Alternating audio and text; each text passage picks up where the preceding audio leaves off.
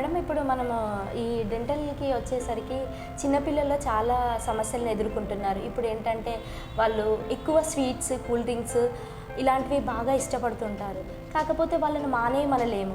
అలా అని వాళ్ళు తినకుండా ఆపలేము. ఎలాంటి జాగ్రత్తలు తీసుకోవాలి? వాళ్ళకి ఎలాంటి ఫుడ్ ఇస్తూ, ఎలాంటి మెయింటెనెన్స్ వాళ్ళకిస్తే మనం పళ్ళను ఆరోగ్యంగా కాపాడుకోవడానికి వాళ్ళను ఎదుర్కోవాల్సి ఉంటుంది?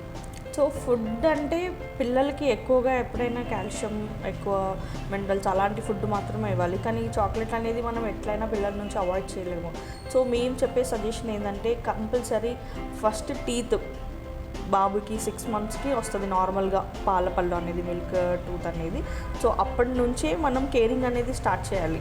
సో అన్నీ కంప్లీట్గా టీత్ వచ్చినాక మనం బ్రషింగ్ చేద్దాము అలా ఉండకూడదు. ఫస్ట్ టీత్ ఎప్పుడు అనేది బాబుకి స్టార్ట్ అవుతుందో లేదా పాపకి స్టార్ట్ అవుతుందో అప్పటి నుంచే మనం వాళ్ళకి క్లీనింగ్ బ్రషింగ్ గురించి చెప్పడము, లేకపోతే ఫుడ్ తీసుకున్నాక మళ్ళీ దాన్ని పుక్లించి ఉమ్మేయడము, ఫుడ్ అక్కడే ఉండకుండా.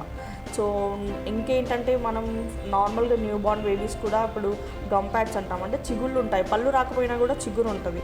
సో దాన్ని కూడా శుభ్రం చేసుకోవడము, ఇవన్నీ మనం ఫస్ట్ నుంచే వాళ్ళకి అలవాటు చేయాలన్నమాట. సో బ్రషింగ్ కూడా 2 సార్లు కంపల్సరీ చేయాలి, మార్నింగ్ నైట్.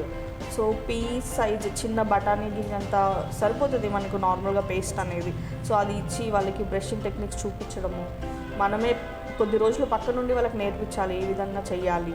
తర్వాత నెమ్మదిగా వాళ్ళకి అలవాటు అయిపోతుంది.